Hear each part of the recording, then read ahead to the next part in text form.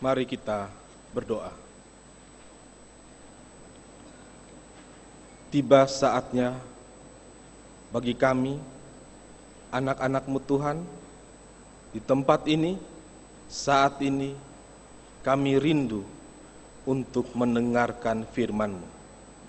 Bicaralah kepada kami, berikanlah kepada kami Roh Kudus-Mu, agar kami manusia yang lemah ini, dalam keterbatasan kami, mampu memahami firman-Mu ya Tuhan.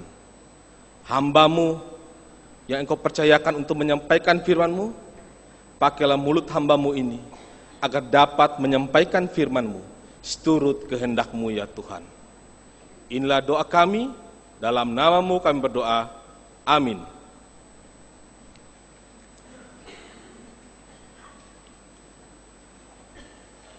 Saudara-saudara yang terkasih dalam Tuhan kita Yesus Kristus, kita saat ini akan membaca dari Injil Matius pasal 25 ayat 31 sampai dengan 46. Injil Matius pasal 25 ayat 31 sampai dengan 46.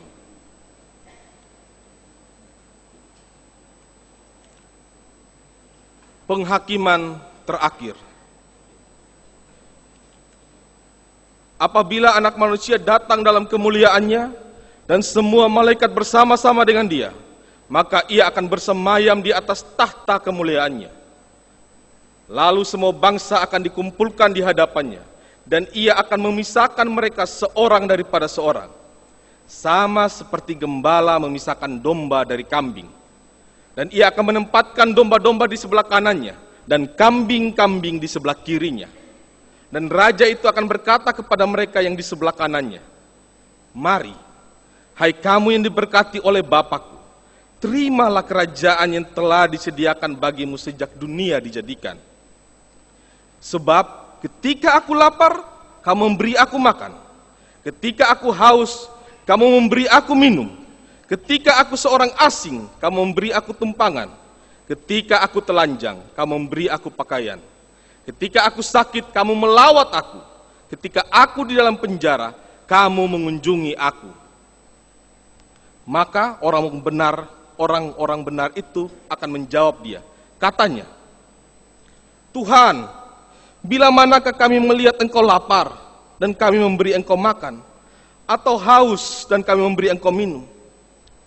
Bila manakah kami melihat Engkau sebagai orang asing dan kami memberi Engkau tumpangan, atau telanjang dan kami memberi Engkau pakaian? Bila manakah kami melihat Engkau sakit atau dalam penjara dan kami mengunjungi Engkau?" Dan Raja itu akan menjawab mereka, "Aku berkata kepadamu, sesungguhnya segala sesuatu yang kamu lakukan untuk salah seorang dari saudaraku yang paling hina ini, kamu telah melakukannya untuk aku." Dan Ia akan berkata juga kepada mereka yang di sebelah kirinya, "Enyahlah dari hadapanku, hai kamu orang-orang terkutuk, enyahlah ke dalam api yang kekal, telah sedia untuk iblis dan malaikat-malaikatnya. Sebab ketika aku lapar, kamu tidak memberi aku makan. Ketika aku haus, kamu tidak memberi aku minum. Ketika aku seorang asing, kamu tidak memberi aku tumpangan. Ketika aku telanjang, kamu tidak memberi aku pakaian. Ketika aku sakit dan dalam penjara, kamu tidak melawat aku." Lalu mereka pun akan menjawab Dia. Katanya, "Tuhan, bila manakah kami melihat Engkau lapar, atau haus, atau sebagai orang asing, atau telanjang, atau sakit, atau dalam penjara dan kami tidak melayani Engkau?" Maka Ia akan menjawab mereka, "Aku berkata kepadamu, sesungguhnya segala sesuatu yang tidak kamu lakukan untuk salah seorang dari yang paling hina ini, kamu tidak melakukannya juga untuk aku." Dan mereka ini akan masuk ke tempat siksaan yang kekal, tetapi orang benar ke dalam hidup yang kekal. Berbahagialah orang yang mendengar firman Tuhan serta memeliharanya. Haleluya. Shalom. Selamat malam.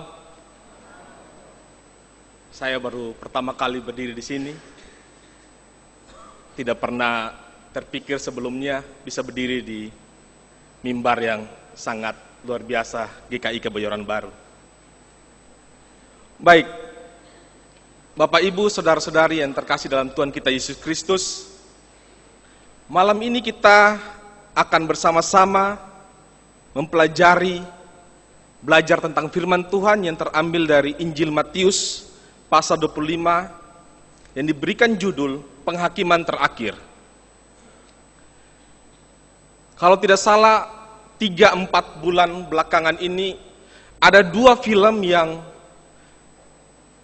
hadir di tengah-tengah kehidupan kita yang bicara sangat kental tema teologisnya, walaupun belum tentu Alkitabiah, yaitu film Nuh, dan Left Behind.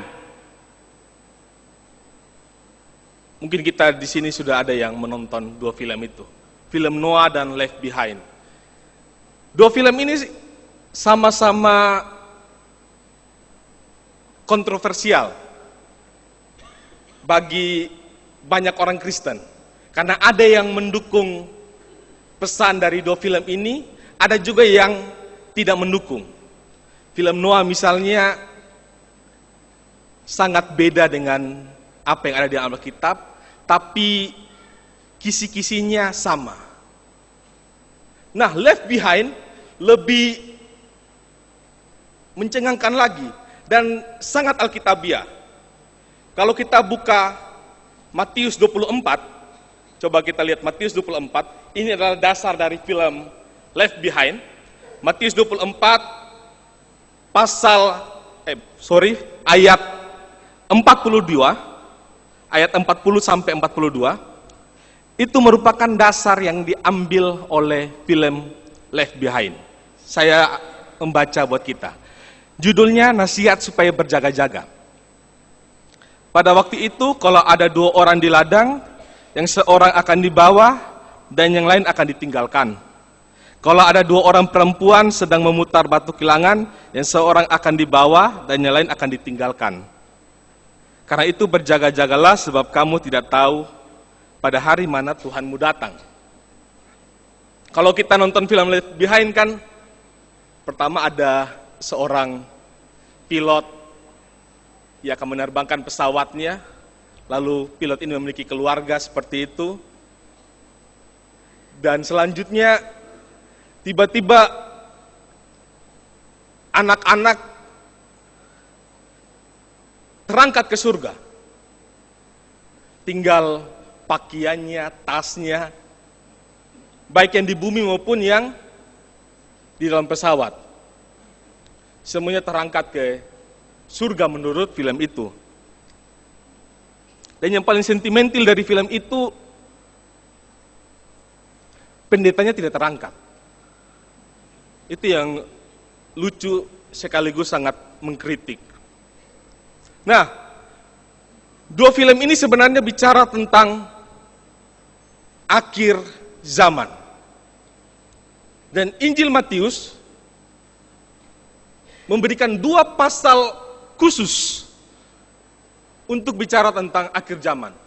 Kita lihat di pasal 24, itu di atas pasal 24, kalau di Alkitab saya, pasal 24 sampai 25, khotbah tentang akhir zaman. Pasal 24 sampai 25, khotbah tentang akhir zaman. 2 pasal diberikan oleh Matius untuk menjelaskan tentang akhir zaman. Dan pembacaan kita malam ini merupakan penutup dari ajaran Yesus tentang akhir zaman, yang diberikan judul dengan sangat powerful, penghakiman terakhir. Yesus akan kembali, dia sebagai raja, hakim, dan akan mengadili kita semua. Saya akan mengajak kita untuk melihat ayat-ayat di dalam bacaan kita ini. Mari kita perhatikan seksama ayat-ayatnya. apabila anak manusia datang dalam kemuliaannya, dan semua malaikat bersama-sama dengan dia, maka ia akan bersemayam di atas tahta kemuliaannya. Ini merupakan janji juga kepastian bahwa Yesus, Sang Anak Allah itu, yang ketika ia lahir dengan kesederhanaan, dengan palungan, setelah dia meninggal dan bangkit, dia akan datang dengan kemuliaan bersama para malaikatnya. Ayat 32. Lalu semua bangsa akan dikumpulkan di hadapannya, dan ia akan memisahkan mereka seorang daripada seorang, sama seperti gembala memisahkan domba dari kambing. Semua bangsa akan dikumpulkan. Tidak dijelaskan di sini orang yang masih hidup atau orang yang telah meninggal. Tapi yang pasti semua bangsa akan dikumpulkan. Semua bangsa. Tidak hanya umat Nasrani, tapi semua bangsa, semua suku akan dikumpulkan. Firman ini menjelaskan bagaimana Tuhanlah pemilik semesta ini. Dialah pemilik dunia ini. Tidak ada satu bangsa pun yang akan luput dari penghakiman itu. Ayat 33. Dan ia akan menempatkan domba-domba di sebelah kanannya dan kambing-kambing di sebelah kirinya. Yesus memberikan perumpamaan bahwa ia akan datang seperti seorang gembala yang akan mengumpulkan domba dan kambing. Dan dia akan memisahkan mana domba, mana kambing. Di tanah Palestina, para pengembalanya selalu membawa domba dan kambing bersama-sama. Dan pada waktu petang, domba akan dipisahkan dari kambing. Mereka akan dimasukkan ke kandang masing-masing. Dan Yesus akan melakukan sama seperti itu. Ayat 34. Dan raja itu akan berkata kepada mereka yang di sebelah kanannya, mari hai kamu yang diberkati oleh Bapakku, terimalah kerajaan yang telah disediakan bagimu sejak dunia dijadikan. Sebab ketika aku lapar kamu memberi aku makan, ketika aku haus kamu memberi aku minum, ketika aku seorang asing kamu memberi aku tumpangan, ketika aku telanjang kamu memberi aku pakaian, ketika aku sakit kamu melawat aku, ketika aku dalam penjara kamu mengunjungi aku. Yesus memisahkan domba di sebelah kanan dan kambing di sebelah kiri. Mengapa domba di sebelah kanan? Karena Yesus katakan, ketika aku lapar, kamu beri aku makan. Ketika aku haus, kamu beri aku minum. Ketika aku tidak memiliki pakaian, kamu beri aku pakaian. Ketika aku di dalam penjara, kamu mengunjungi aku. Dan hal ini ternyata membuat bingung dan kaget para muridnya. Maksudnya apa nih Yesus ngomong seperti ini? Bagi mereka Yesus itu kan guru, Mesias. Mana mungkin Yesus lapar, mereka nggak kasih makan. Mana mungkin Yesus haus, mereka nggak kasih minum. Sehingga muncul di ayat ke-37. Maka orang-orang benar itu akan menjawab dia, katanya, Tuhan, bila mana kamu melihat engkau lapar dan kami memberi engkau makan, atau haus dan kami memberi engkau minum? Bila mana kami melihat engkau sebagai orang asing dan kami memberi engkau tumpangan, atau telanjang dan kami memberi engkau pakaian? Bila manakah kami melihat engkau sakit atau dalam penjara dan kami mengunjungi engkau?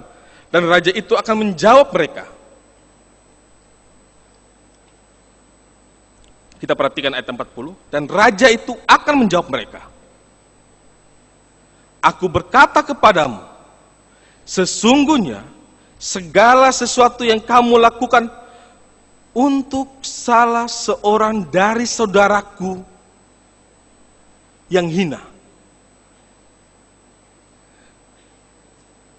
Saya salah, dia tempatkan lagi ada kata paling. Saudaraku yang paling hina, kamu telah melakukannya untuk aku. Yesus memberikan sebuah paradigma baru. Yesus merubah pemahaman iman murid-muridnya. Bagi mereka, orang Yahudi lah yang akan diselamatkan. Bagi mereka, murid-murid Yesus lah yang akan diselamatkan. Karena apa? Karena telah mengikuti Yesus. Namun di sini Yesus mengatakan tidak. Bukan karena kamu muridku, kamu akan serta-merta menerima kerajaan yang telah disediakan bagimu. Bukan karena kamu Nasrani, lalu kamu diberikan kerajaan Allah itu. Tidak. Karena apa? Karena ketika aku lapar, kamu tidak memberi aku makan. Karena apa? Ketika aku haus, kamu tidak memberi aku minum. Karena ketika aku dalam penjara, kamu tidak pernah mengunjungi aku. Karena ketika aku sakit, kamu tidak pernah melawat aku. Saudara-saudara yang terkasih dalam Tuhan kita Yesus Kristus, perikop ini sebenarnya merupakan rangkaian yang panjang atau yang besar dari kedatangan Allah ke dunia ini. Kerajaan Allah adalah kerajaan Allah yang sungsang, kerajaan Allah yang terbalik. Artinya apa? Artinya kerajaan Allah yang tidak pernah terpahami oleh manusia. Kerajaan Allah yang bukan dibayangkan oleh manusia. Bagi manusia kerajaan Allah itu adalah sebuah kingdom, sebuah tempat di mana Allah berkuasa, di mana manusia yang mengikut dia akan menjadi anak-anak kerajaan Allah itu. Tapi di sini Yesus memberikan standar baru, syarat baru, dan itu sangat sederhana, sangat-sangat sederhana. Syarat itu bisa dilakukan oleh semua orang. Tidak peduli dia adalah profesor atau orang tidak pernah terpelajar. Syarat itu bisa dilakukan oleh semua orang.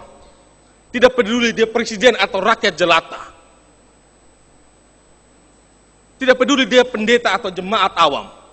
Dia bisa melakukan itu. Standarnya adil. Buat siapa saja yang ingin masuk ke dalam kerajaan Allah itu. Standarnya yaitu beri makan kepada orang yang lapar, berikan minum kepada orang yang haus, melawat teman kita yang sakit, melawat saudara kita yang sakit.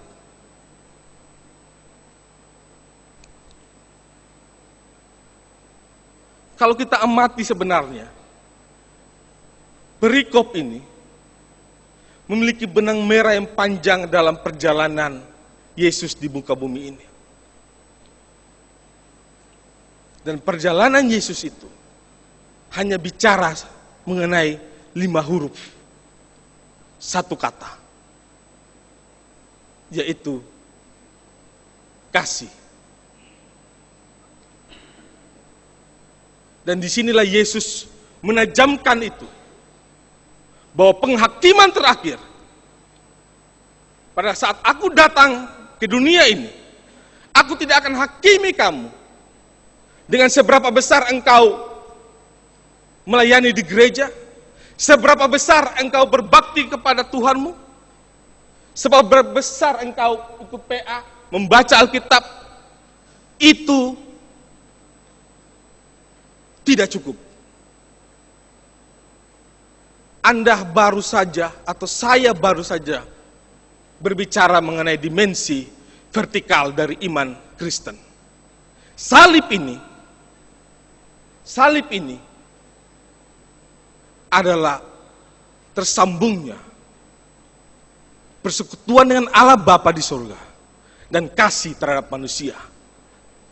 Dan secara paripurna ditunjukkan oleh Yesus Kristus dalam kelahiran, kehidupan, dan kematian, bahkan kebangkitannya.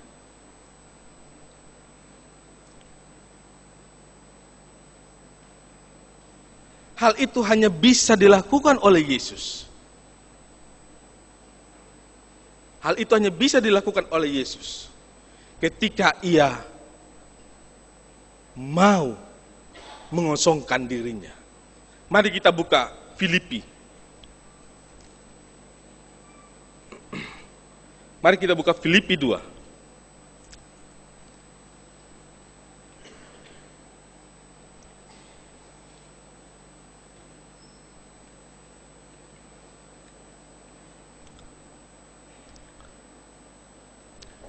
Filipi 2 ayat 5 sampai dengan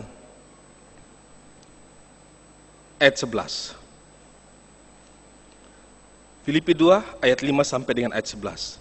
Hendaklah kamu dalam hidupmu bersama menaruh pikiran dan perasaan yang terdapat juga dalam Kristus Yesus, yang walaupun dalam rupa Allah tidak menganggap kesetaraan dengan Allah itu sebagai milik yang harus dipertahankan, melainkan telah mengosongkan dirinya sendiri. Mengosongkan dirinya sendiri. Kalau Bapak Ibu teman-teman pernah mendengar istilah kenosis dalam teologi Kristen, inilah ayatnya. Dia mengosongkan dirinya sendiri dan mengambil rupa seorang hamba dan menjadi sama dengan manusia. Allah mengosongkan dirinya menjadi hamba dan menjadi sama dengan manusia. Dan dalam keadaannya sebagai manusia, Ia telah merendahkan dirinya dan taat sampai mati. Bahkan sampai mati di kayu salib. Lihat ayat 9-nya. Itulah sebabnya Allah sangat meninggikan Dia dan mengaruniakan kepadanya nama di atas segala nama, supaya dalam nama Yesus bertekuk lutut segala yang ada di langit dan yang ada di atas bumi dan yang ada di bawah bumi, dan segala lidah mengaku Yesus Kristus adalah Tuhan bagi kemuliaan Allah Bapa. Yesus hanya mampu menjalani perjalanan di muka bumi ini, hanya mampu menjadi teladan bagi kita semua sampai saat ini, karena Ia mengosongkan diri. Dia Allah mau mengosongkan dirinya. Ada ruang dalam dirinya yang dikosongkan. Agar apa? Agar manusia bisa masuk ke dalam hidupnya. Dan dia dapat berbagi kasih kepada manusia. Kita tidak akan pernah melakukan pelayanan kepada orang yang paling hina itu ketika kita tidak pernah menyediakan ruang kosong dalam hidup kita untuk orang yang paling hina itu masuk menjadi bagian dan kita melayani mereka. Tidak akan pernah.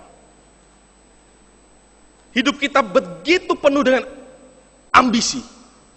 Hidup kita begitu penuh dengan harapan, cita-cita. Dan itu tidak salah. Tapi ingatlah, menjadi Kristen berarti berbagi hidup dengan sesama. Bahkan ditekankan oleh Yesus, yang paling hina.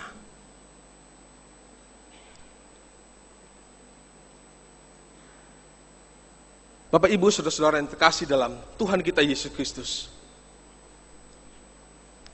saya yakin kita semua beriman sejak kita dibaptis, sejak kita sidi dan menjalani perjalanan iman kita sampai saat ini. Kita mengimani bahwa Tuhan kita adalah juru selamat kita. Kita meyakini bahwa ketika kita telah memilih Yesus, berarti ada jaminan kita selamat. Dan itu amin.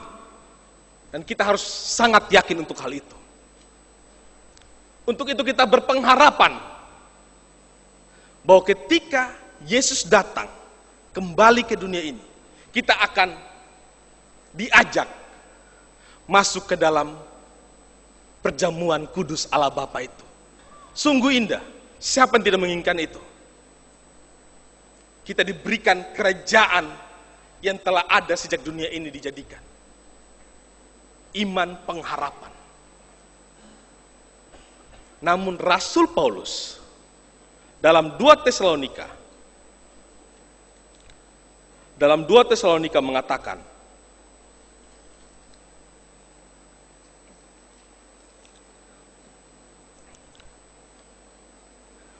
dalam 1 Korintus, kita lihat dalam 1 Korintus pasal 13,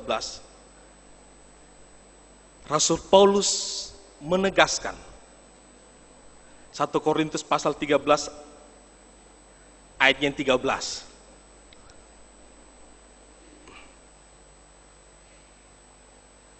Udah pasal 13 ayatnya 13. Demikianlah tinggal ketiga hal ini, yaitu iman, pengharapan, dan kasih. Dan yang paling besar di antaranya ialah kasih. Dan sebelum Rasul Paulus bicara seperti ini, Yesus telah bicara sebelum Paulus. Bahwa kalian adalah muridku, kalian telah mengikutiku. Tapi jika kalian tidak punya kasih terhadap orang yang paling hina itu, maaf, kalian belum bisa menerima kerajaan Allah itu. Bapak Ibu yang terkasih dalam Tuhan kita Yesus Kristus, Injil adalah kabar baik, Injil adalah kabar keselamatan. Maknailah pembacaan kita hari ini sebagai sebuah kabar baik untuk mengingatkan kita bahwa dalam kehidupan beriman kita, persekutuan dengan Allah Bapa dan kasih kepada sesama yang paling hina itu, Dia satu. Tidak boleh dipisah-pisahkan. Dari tugas gereja itu bukan main-main. Itu adalah kesatuan iman. Apa itu gereja? Gereja adalah koinonia, marturia, diakonia. Persekutuan, kesaksian, pelayanan, melayani. Dia tidak boleh dipisahkan satu sama lain. Dan sepertinya Yesus melihat bahwa telah muncul kesalehan palsu pada waktu itu. Orang banyak berbondong-bondong ke sinagog, tapi setelah itu melakukan kejahatan dan tidak memperhatikan sesamanya. Sehingga Yesus menegaskan bahwa hal penghakiman terakhir ketika aku datang, itu akan diuji oleh perbuatanmu, tindakanmu, real, konkret, tanpa basa-basi. Beri makan, beri minum, kunjungi orang yang sakit, kunjungi orang yang di penjara, dan berikan rumah kita untuk orang asing itu masuk ke dalam rumah kita. Titik, tidak ada tawar-menawar. Dia adalah hakim dan raja. Dan kita akan dipilih menjadi bagian dari domba di sebelah kanan atau menjadi kambing di sebelah kiri. Semuanya kembali kepada kita. Amin buat firman Tuhan.